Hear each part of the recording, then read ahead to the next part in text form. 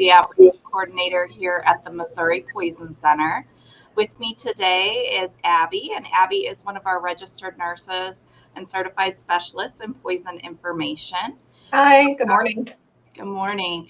So, we're going to talk today about snakes. It is starting to become snake season here in Missouri and across the United States as the temperatures warm up and the rains kind of slow down. We're going to talk a little bit about some common snakes that are here in Missouri, mostly the venomous ones that we are most worried about, but also some first aid advice and some prevention tips.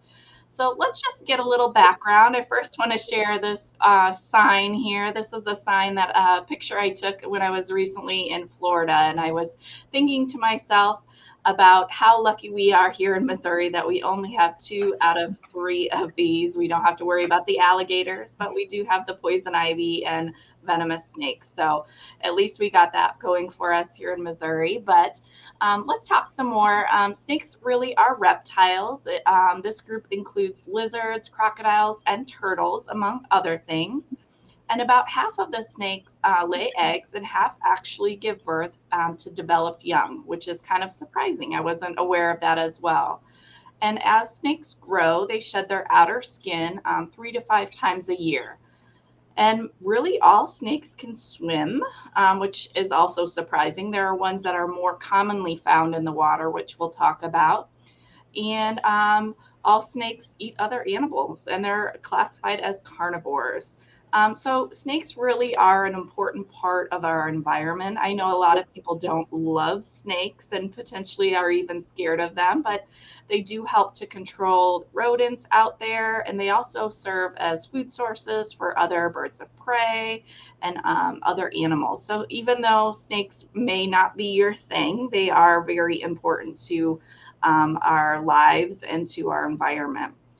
So I want to show next about some of the differences. A lot of people are unsure of how to tell a venomous snake from a non-venomous snake. And I really like this graphic. We don't always get as close up as able to see these differences, but you can kind of look at this and see some of the differences. So all venomous snakes native to Missouri are of the pit viper family, and you will see there that facial pit on the right side of that venomous snake. It's kind of right in that area above its fang and below its eye. And that's that characteristic pit near the eye and nostril on each side of their head. It's an area that detects body heat from other small animals and birds. And venomous snakes also have well-developed fangs, almost Dracula-like in that sense, as opposed to non-venomous who have rows of teeth. When I was in training, I heard that you can see the difference in a lot of venomous snake bites because a non-venomous snake looks almost like a toddler bit you, a little row of teeth, maybe a top row and a bottom row. But in the venomous snakes, often you'll see those puncture marks. You may or may not see 2 or more, sometimes depending on the type of bite and how well they got a hold of you. The pupils of non-venomous snakes are elliptical, so appearing almost like vertical, as opposed to a round pupil like a human has in the non-venomous. There's single row of scales. You probably won't get as close to the snakes to kind of see that, but that is also another thing we see different. In Missouri, there are several types of venomous snakes, so we're going to talk about each one along the way. And I'm going to pass it off now to Abby as she talks about really our most common venomous snake here in Missouri. Yeah, so thanks, Amanda. I'm going to talk a little bit about the most common poisonous snake in this area that we get a lot of, the most calls about probably here at the Poison Center. But it would be the eastern copperhead, and it really covers most of Missouri, as you can see on that map, that it's found in most areas. The copperhead is a medium-sized snake with a stout body. It's usually 2 to 3 feet in length and has gray, copper, tan, or pinkish tan skin with hourglass bands that are dark brown, and it kind of looks like a Hershey's Kiss. I feel like that's the easiest way to remember the markings on the snake. It really does look like a Hershey's Kiss. Young eastern copperheads and some adults have a yellow tail tip, and the eastern copperhead is the most common venomous snake in Missouri. So the venom itself is actually considered pretty mild compared to other venomous snakes, but medical treatment should be sought if a person is bitten by one of these.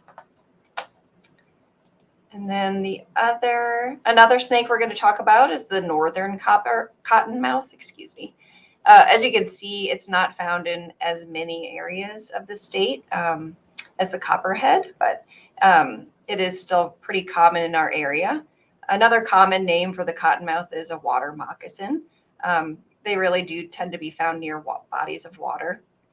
It's a heavy-bodied, dark-colored snake with a dark olive brown to nearly black skin, and they can be 3 to 4 feet in length.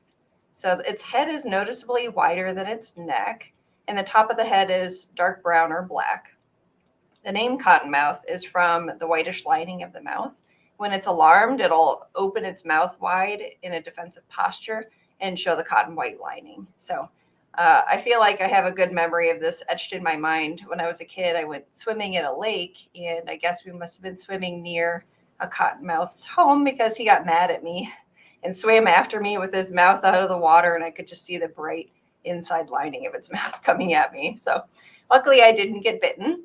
The bite of the northern cottonmouth is pretty dangerous and can actually be fatal if medical treatment is not sought immediately. So it tends to be found more in the southern area of Missouri, especially around the Ozarks. And then the next snake we're going to talk about is the Prairie mississauga. It's a medium-sized rattlesnake, 18 to 30 inches in length. Its color may be light to dark gray or gray-brown, with 34 to 50 dark brown or black blotches on its back and 3 alternating rows of smaller dark spots on the sides. Its head is noticeably larger than the neck, which tends to be common for venomous snakes in general. And then this snake is generally mild-mannered and hesitant to strike unless it's harassed. When it's approached, they'll actually remain motionless to try to avoid detection, or they'll try to hide very quickly in thick vegetation or crayfish burrows. And it's found in isolated populations kind of in the north central areas of Missouri. So it's not nearly as common as like the copperhead, for example. And then there is an eastern mississauga as well, but it hasn't been seen in Missouri for many decades, and it's considered endangered. And the next venomous snake we'll discuss is the timber rattlesnake. This one is a little more prevalent, as you can see on the map. It's Missouri's largest venomous snake. It's got a heavy body and a prominent rattle at the end of its tail. So that's going to be the most distinctive feature for this snake. The tail is often black and described as velvet-tailed. And it uses camouflage to avoid being seen. But if it is harassed, it will bite, of course, like most snakes. Rattlesnakes typically vibrate their tails, causing a sharp buzzing sound when alarmed. It can be helpful for people if you hear that sound to try to avoid the area where the sound is coming from, but you can't rely on the sound for identification. Snakes' tails are occasionally injured or it could be cut off. As a surprise snake won't always shake a rattle, if you come up on it very suddenly. So they were formerly found statewide, but now they're eliminated from several counties. It's mostly found in the prairie regions in southwestern and northeastern corners of the state, in the lowlands in southeastern Missouri. And then the last one we're going to talk about is the western pygmy rattlesnake. This is a small, colorful rattlesnake with a slender tail and a tiny rattle. It's one of the smallest species of rattlesnake in North America, and it's only about 15 to 20 inches long. Its general color is brownish gray with small dark brown or black blotches, and the head has a distinct black stripe that angles from the eye to the corner of the mouth. Some will try to defend themselves and others by remaining motionless and trying to escape. And then the sound of the vibrating rattle is a faint buzz, so it's a lot quieter than the timber rattlesnake. Sounds similar to a grasshopper, and it can only be heard from about a yard away, so you'd have to be pretty close to this rattlesnake to be able to hear it. These are found in the southern Missouri border area near Arkansas, and in the eastern Missouri Ozarks and St. Francois Mountains.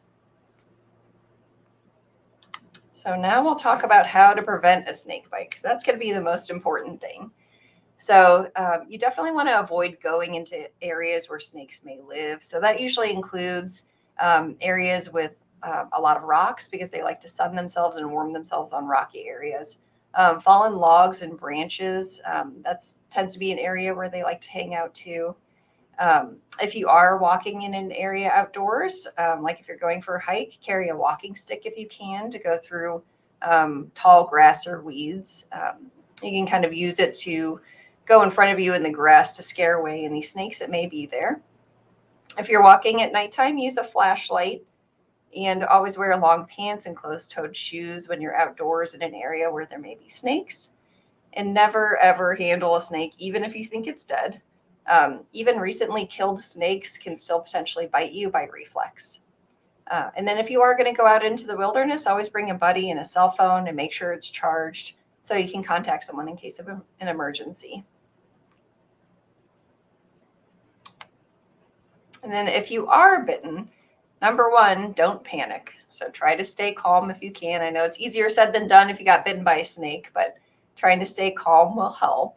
And then you want to make sure to keep the part of your body that was bitten straight and at heart level. So try to keep it still. And then try to take note of the time that it happened as well, just to get a general idea of how long it's been since you were bitten. You want to try to wash the area with soap and water if you have access to soap and water in your area. And then things that you should avoid doing would be, do not apply ice or soak the wound in ice water. It's unusual because most first aid, for any kind of wound or swelling, most people want to apply ice. But in the case of a snake bite, you don't want to use ice. And then don't cut over the fang marks or try to suction the venom out. Don't apply a tourniquet or any kind of ace wrap or tight wrap on the bite site. Don't apply electrical shocks to the bite. And then again, don't try to capture or kill the snake. It's not necessary to identify the type of bite. And of course, that puts you at risk for additional bites if you're trying to, catch the snake. So just let it be. And then you want to remove all tight clothing and restrictive clothing on the limb or the area where you were bitten.